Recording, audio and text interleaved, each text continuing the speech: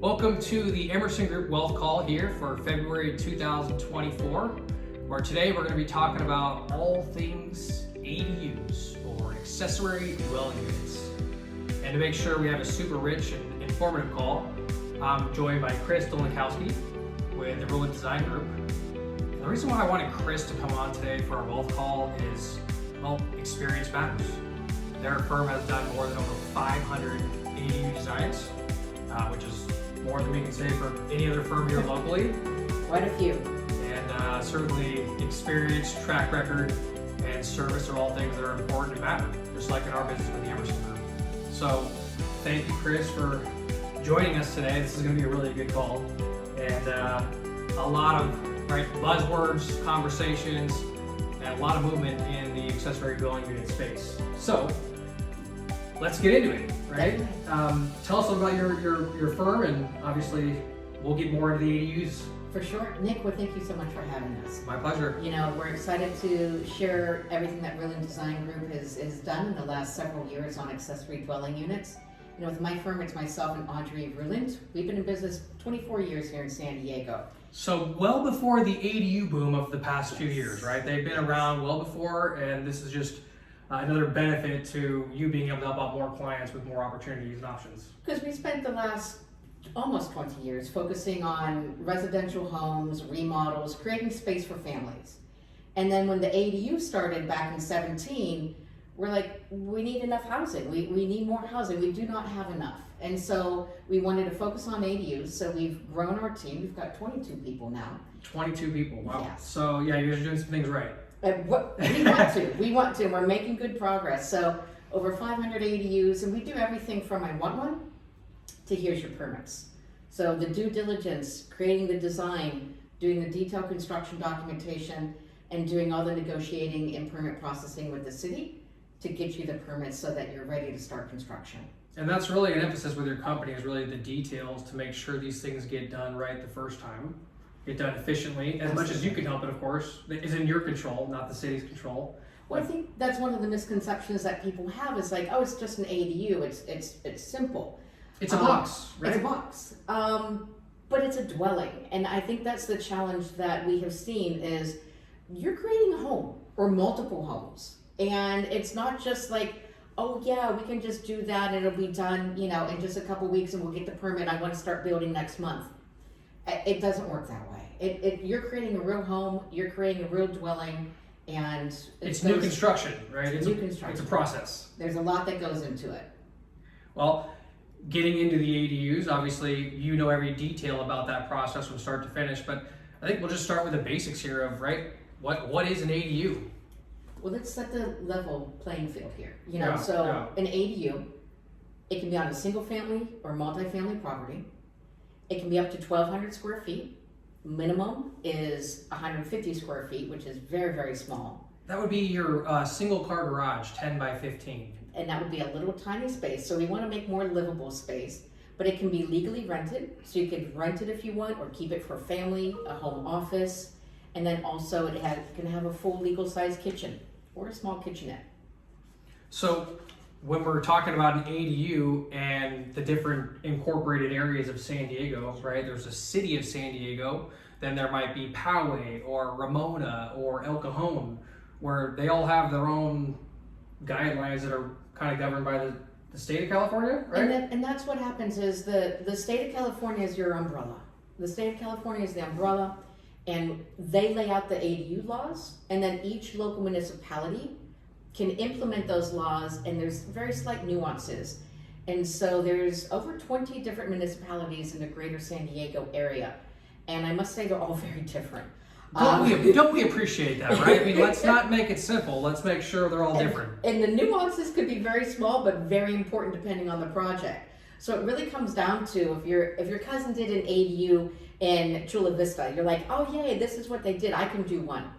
And you live in Carlsbad, it might be a little bit different. Right. There's little things that kind of make or break, you know, the project in terms of what's possible.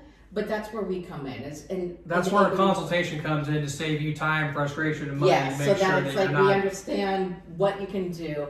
And it's just really important to know each local municipality has very slight nuances. So you just really want to make sure that you're understanding what is possible for where you live, and not just like, oh, I heard. Right. So-and-so is doing such across the street, so I'm just going to rip that off and build that, right? And you want to make sure you're allowed to do what you're thinking of with your municipality. Which, with that in mind, too, I wanted to mention that there's certain zones throughout the city of San Diego, right? Sustainable development area. There's a complete communities, which is a separate topic. But sometimes it's a difference of being on one side of the street versus the other.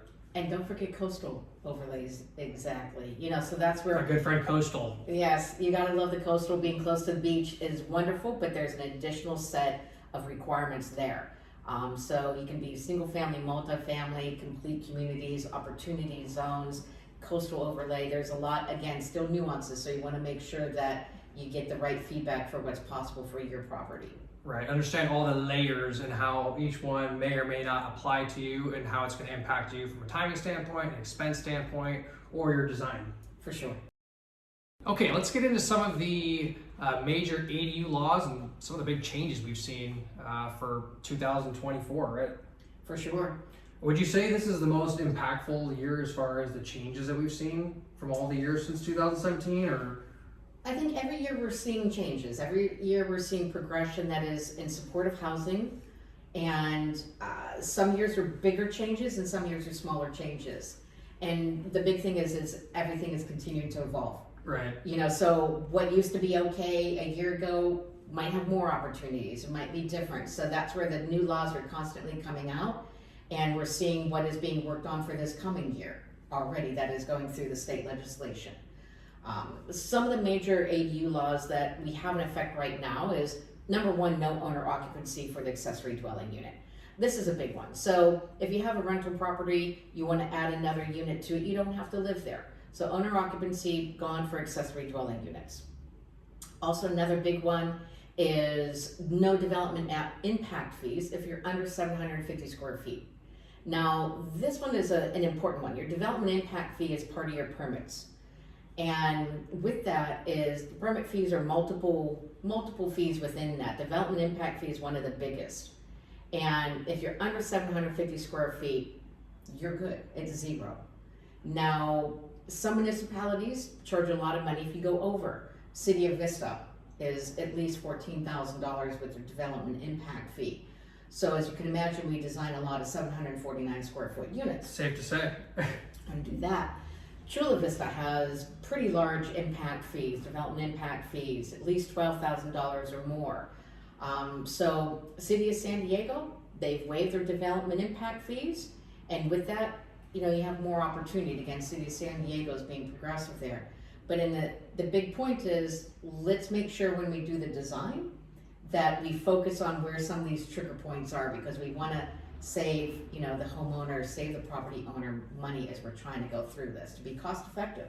In other words, too, it's not just as simple as how much square feet do I have and can I put it on there? There's a lot of considerations of the design, the size of it, the economics behind why you would do one thing versus another. This is part of what your design process is to give people that advice to kind of arrive at the best, most optimal option for them. Absolutely. Based on their goals. Perfect. Absolutely. Yeah. A lot of things, but a lot of good things, right? For sure. And then the other law that came out is about HOAs. You know, there's a lot of communities that have HOAs, a lot of single family homes that are an HOA community. Most HOAs are sometimes a little challenging. I've yet to find one that is easy to work with, but hey, they're out there. But the law states that HOAs cannot say no. They can still limit things, but they cannot say no. So they may limit in terms of how big, what materials can be used, where it's located, but they can't say no.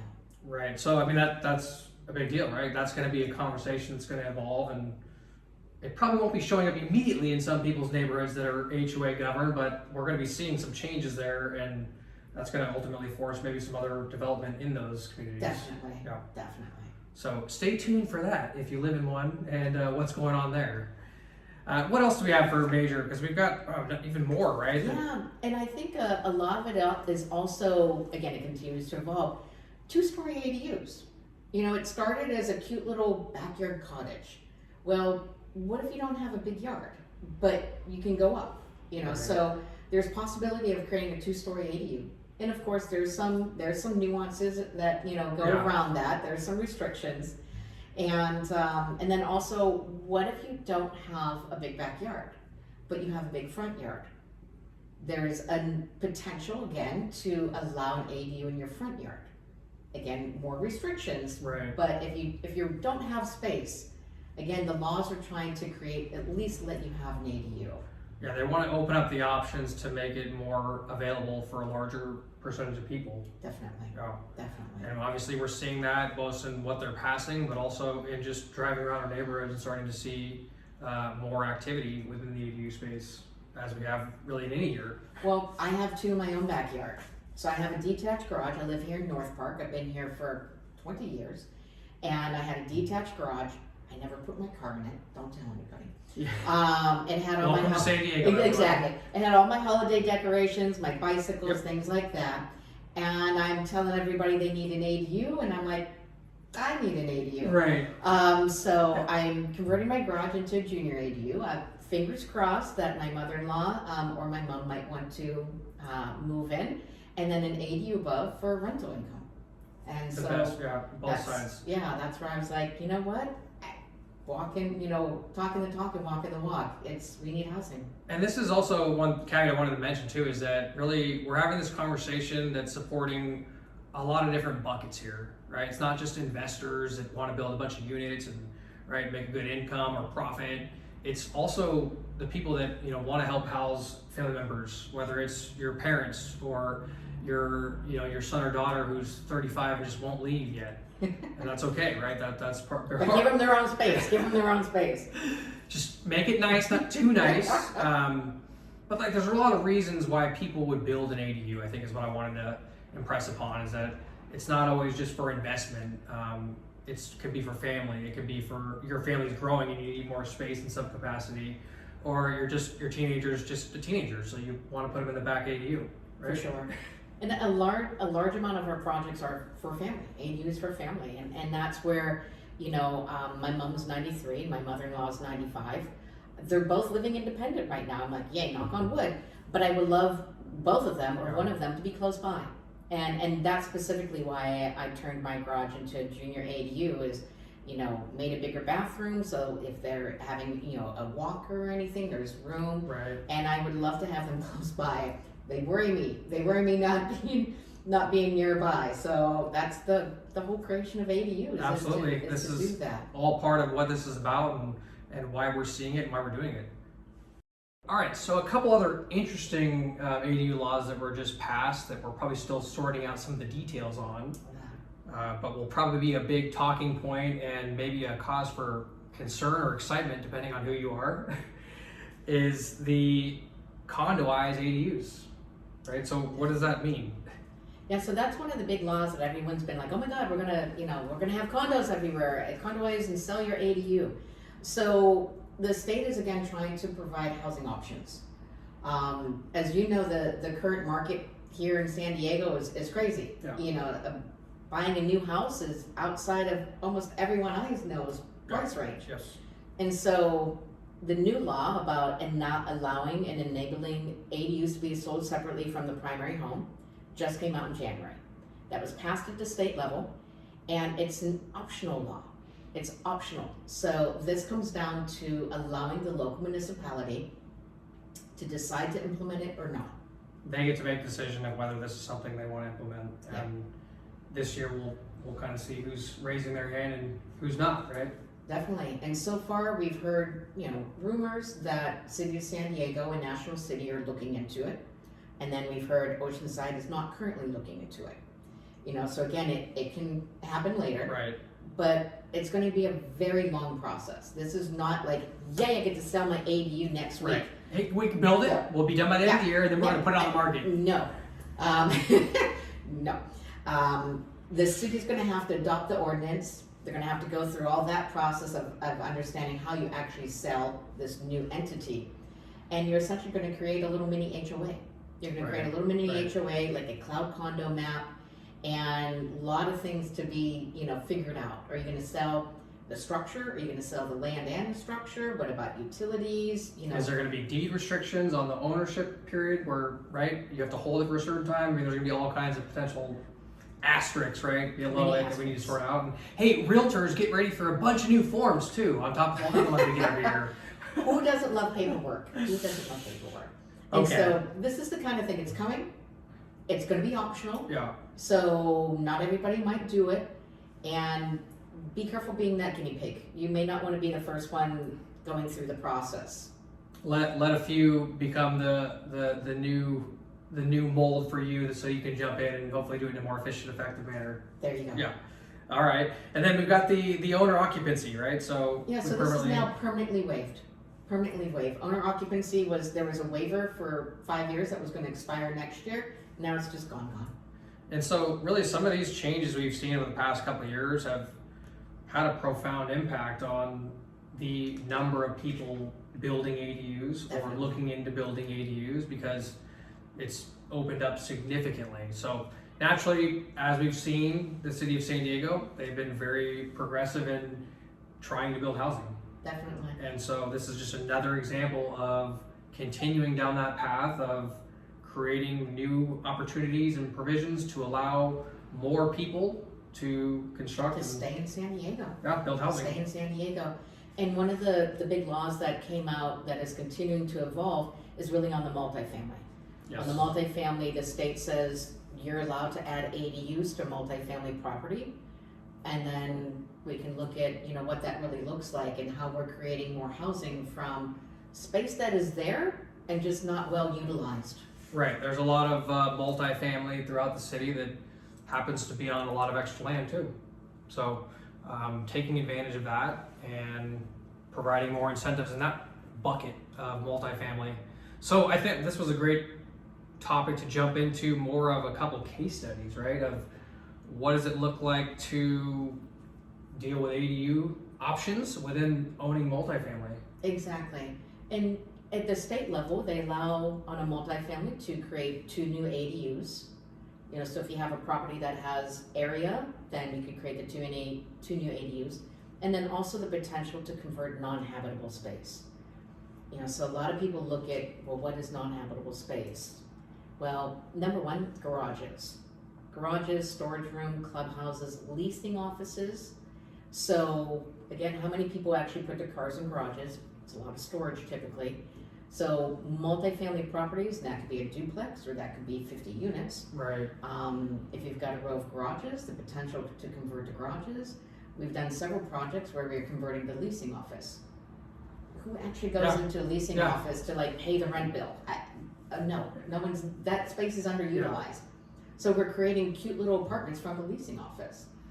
These are some of the ones where when Chris started talking about this, right, my RAS or my thoughts were just, whoa, I didn't even think about this, of all these other areas where we can improve the current structure, right, without making a big impact to the neighborhood, but creating more housing. Because you've got that space there. And there's a lot of this around San Diego too. Definitely.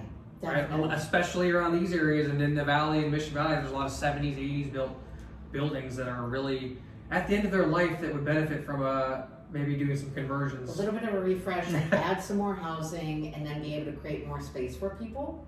And that's where we're looking at garages, which again, parking is always controversial at times, but we need more housing, then we need a parking space. So we want to be cognizant of having parking, but again, if there's an opportunity to create more space for housing, we can do that. And then, the couple case studies is there's one here in the middle of Talmadge area, kind of mid-city, and with that is it's an existing 6-unit apartment building. It's been there probably since the 70s, maybe the 60s, and then it had a row of garages off the alleyway. So, great, well, this is City of San Diego, so we can convert the garages, and we can add those 2 new units. So, in the picture that you see here, we've got the 6-unit complex, row of garages off the back. This is a great visual too, right? Because this is a lot of out there in the city of San Diego. It's City Heights, this is all over, Yep. and so you've got the ability to convert those garages into 2, 3 ADUs, depends on how big you want to make them, and put 2 new above. And Yeah, so the 5 garages turned into 4 units. in this particular case, we made them a little bit bigger. So the owner wanted to make this a little bit bigger, so we made it 2 units from the garages, and then we can add 2 above, so we can add 4 units on the 6-plex. Wow. That's a big difference between the starting point and the ending point there of what that could do for housing, for income, for all those things in that buckets. Definitely. And that's where it's like you've got more housing potential, and that's what we're trying to focus on. I thought this other one was interesting, just wanted to mention for maybe a larger scale project, right? Of an apartment building or office space, the bottom, right? We've all seen that building that looks like it's a little bit tired and probably had a for rent sign up for about 3 or 4 years, but no one seems to be interested in renting it. And the same goes with your larger scale apartment complexes, you know, that have been there for a while. Again, those leasing offices are there. And then in this particular case, we had a bunch of garages off the back and then this giant open area. And we're like, okay.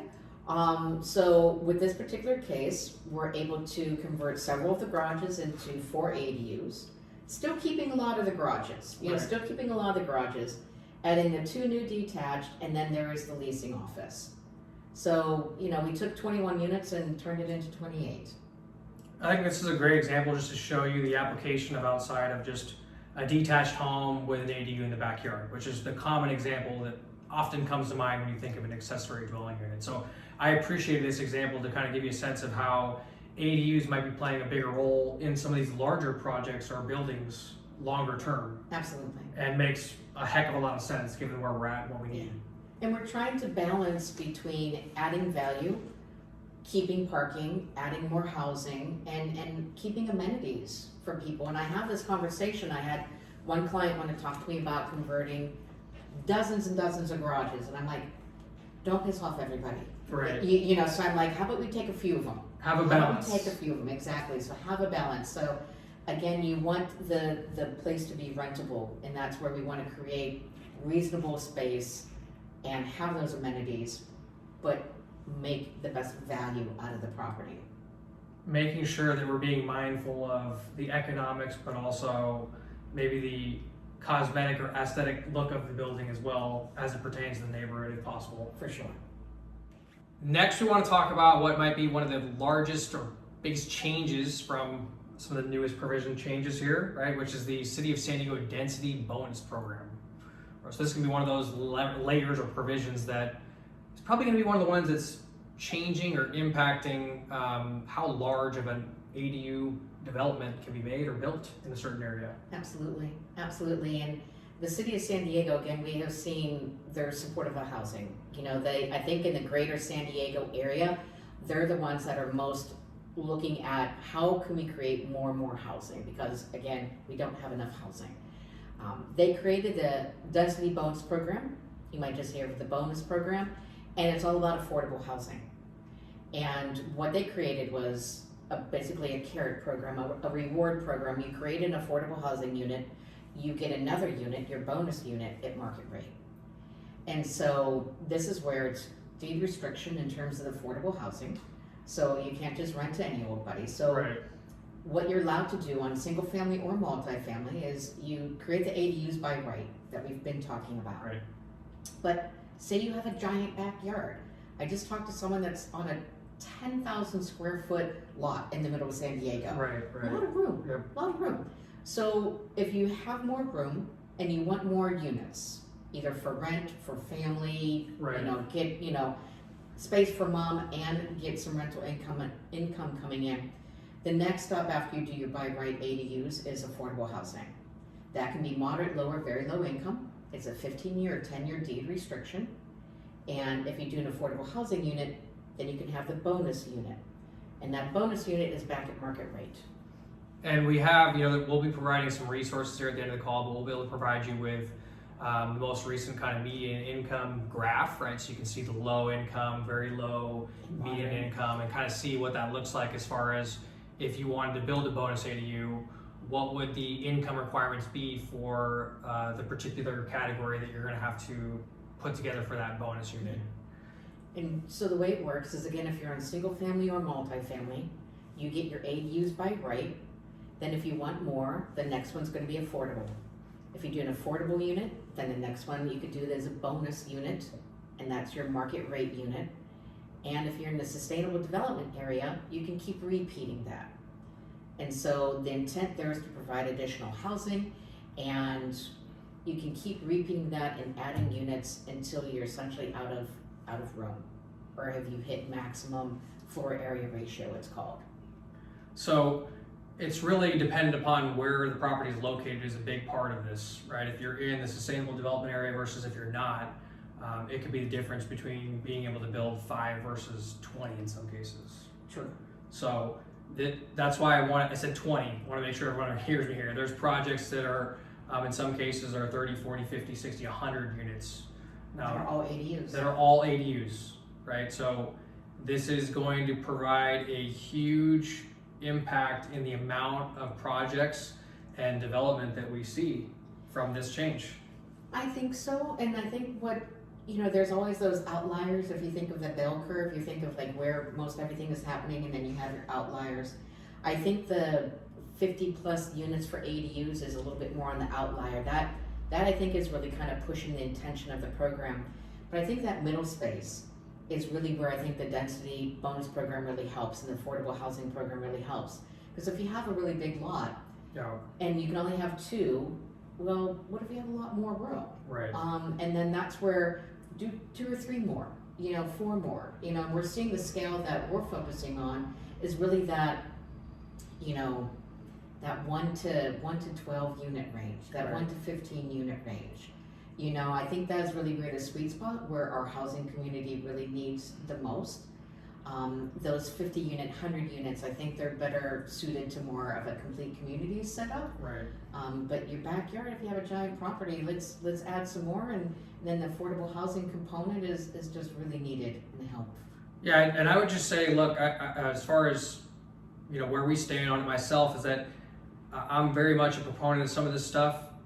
However, in the way that it's applied and where it's applied is important. So, meaning we want smart growth. We don't just want any growth, right? So we want to make sure that it's going to maintain the integrity of the area, and ideally, if possible, this is projects that are being done in high transit areas, right, on main thoroughfares or areas on alleys that are not going to impact as much of the residential areas. So with the bonus program in place, naturally we're going to see a lot of development, a lot of construction, which I'm sure you already are, depending on where you live. Yeah. And so we're continuing to see that support from the city of San Diego, and this is another example of that. And the affordable housing component is really the big driver here, and it's being, the City of San Diego program is being recognized at the state level as really a way to provide more housing and provide affordable housing. Right. And so that's really the big push, where it's like enabling that moderate, low, or very low income to be able to have more opportunities, because City of San Diego is not a cheap place to live. Yes. So this makes sense in serving not only housing needs, but also making sure that we're serving people that need housing in the lower income, middle income. It's serving everyone is what we need. We need all people in our community to make our community a great community. So another great new change that, right, is going to have a big impact, but also provide a lot of housing here in the city of San Diego. And then also wanted to just touch quickly on unpermitted rooms, right? Because some people are reaching out to you not to build a new ADU, but they're reaching out because they probably got something, a garage, a laundry room, right? Or just an extra room that, Yeah. right? They have thought about doing something from a long time ago, right? But are finally at the point where they can do it. Just do something. Yeah. Exactly. I mean, unpermitted spaces. I mean, the running joke is you walk down an alleyway, knock on garages, and see who answers. I mean, there's so many unpermitted spaces, so many garage conversions that have been done 20, 30, 40, 50 years ago. And now the city is being supportive. The city is being supportive of unpermitted spaces. So they're acknowledging that it exists now, Finally. and they want to make it, right? Get it permitted, get it permitted, get it legalized. So we can take a space that has been converted years ago, go through the process, get the plans created, get it through the city, and then be able to get it permitted, and then get it official. Now, the caveat is you may have to bring it up to current code. Right. There are nuances. And again, it's not just like, oh yeah, it's been there 20 years, it's good, next. So if you have some plywood and 2x4s, that might not be the standard. Might not work. Or, don't have a heater. You need a heater. Things like that. So the city is recognizing unpermitted spaces are there. And if you're creating a new ADU and you have that enclosed sunroom that, Grandpa Joe did 30 years ago, the city has to ignore that and only focus on the ADU. They can't turn around and say, oh, well, you got to fix that too. Oh, well, while we're here, we noticed. Yeah. So unless it's health and safety, reasons, they have to ignore other unpermitted spaces if you're creating an ADU. Thank you, Chris, because you may have just blessed someone who's watching this call that maybe don't tell them. Maybe didn't want to have the city come out for the ADU, but now they know that they can if they have unpermitted space on site. Okay, so one last conversation. I wanted to make sure we iron into the conversation, the bigger picture, right? We can't, because I've had people reach out to me about this, and I know in years past it's been a really big topic, is SB9, right? I've had people approach me that want to evaluate if SB9 is an option for their lot.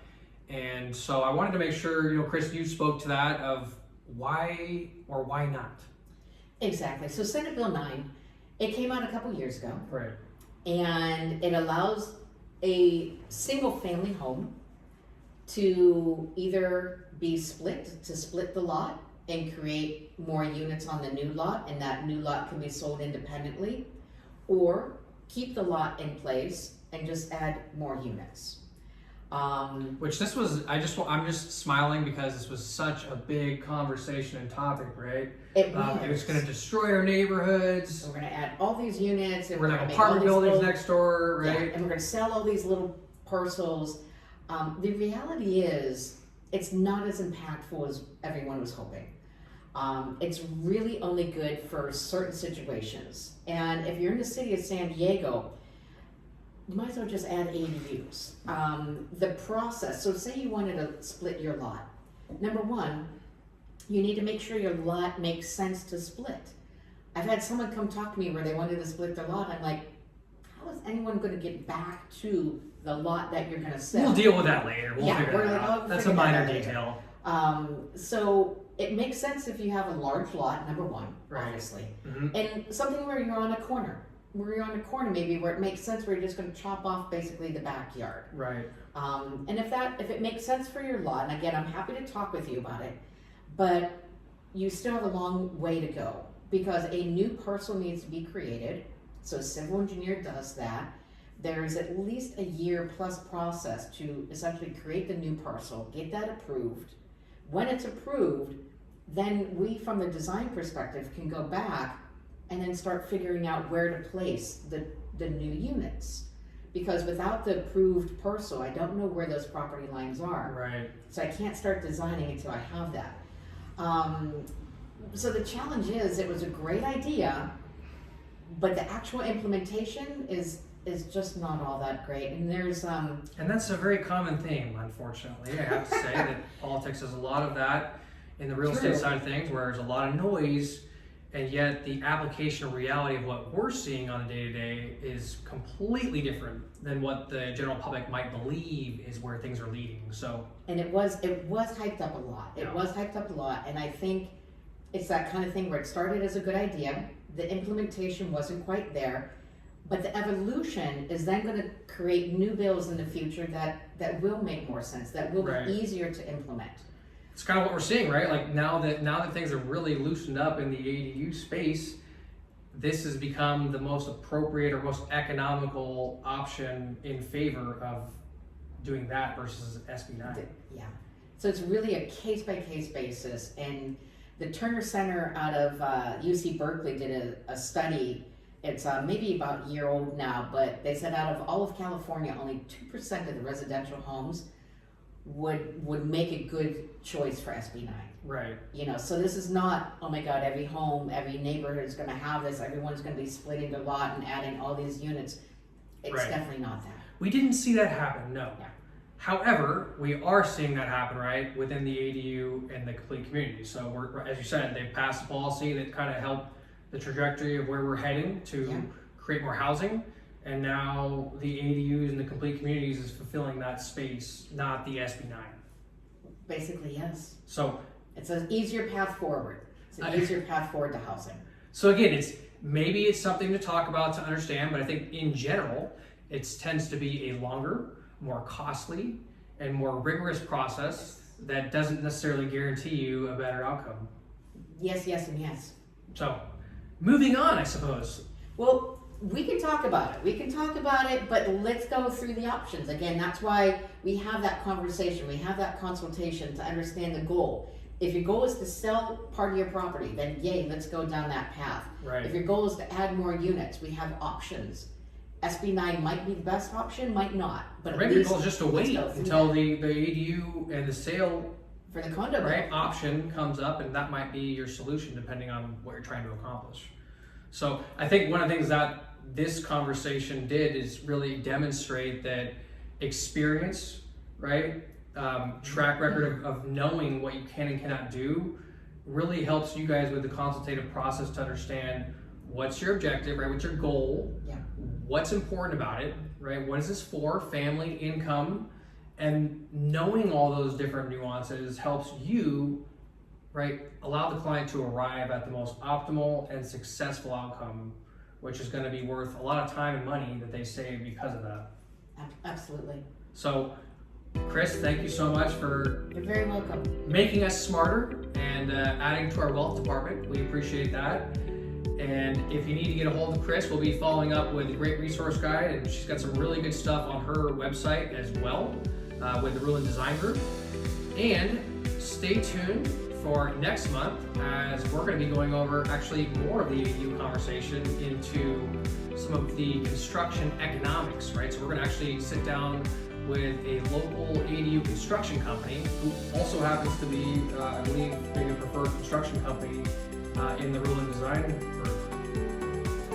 Who are we talking about? Hanish Blue. Oh, fantastic. Yes, absolutely. So stay tuned for that, because we'll just continue to expand on this conversation and go further down the road here of what does the investment side look like, what's the costs look like from a construction standpoint, and really start to continue to provide that full picture for you within the accessory dwelling unit space. So thank you guys for joining. I trust you got what you needed. If you didn't, call myself, call Chris, and have a wealthy rest of your week. We'll see you next month.